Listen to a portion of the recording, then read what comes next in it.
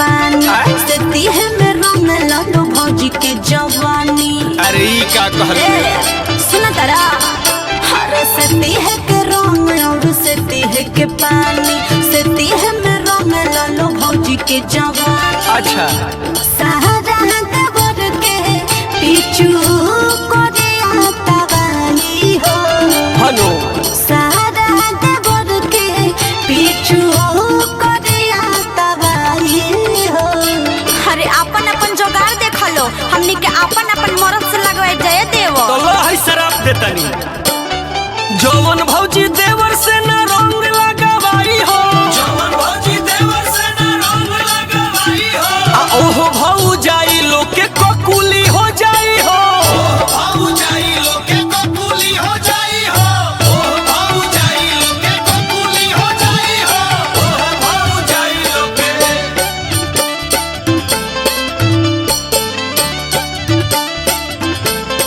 होली है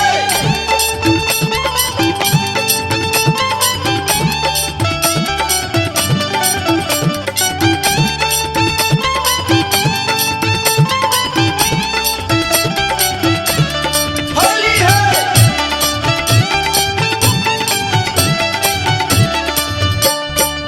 अशोक के फागुन में दलना है गोली लंदन चावल जाके गली गली। ए भौजी होली में देवरन के हक बा काहे तड़पावे लुकाथी के सकबा अरे तो खाली रंगन डाले के कहतनी जा अशोक के फागुन में दलना है गोली लंदन चावल जाके गली गली।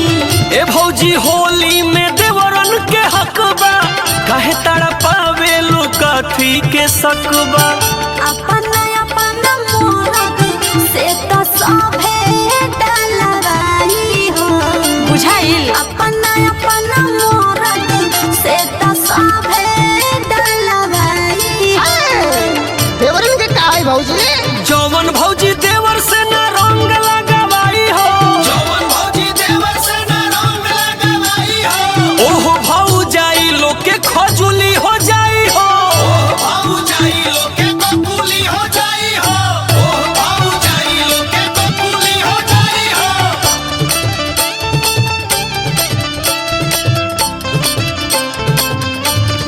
होली है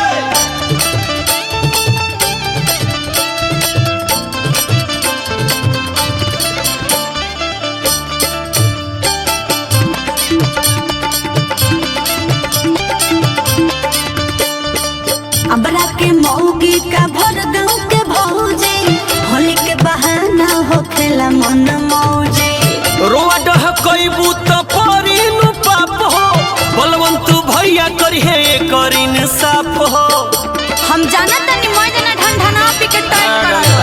अबरा के मौगी का भर गाँव के भौजी होली के बहाना हो खेला मन मौजी। रोआ डह कईबू त परिनु पाप हो बलवंत भैया करिहे करिन साफ हो धर्म विरुद्ध पाक लन तानी से छुआई हो अरे हमू बानी आनो देवा को लन तानी से छुआई हो। अरे तनी हे करो मनवा राख दो जौवन भौजी होली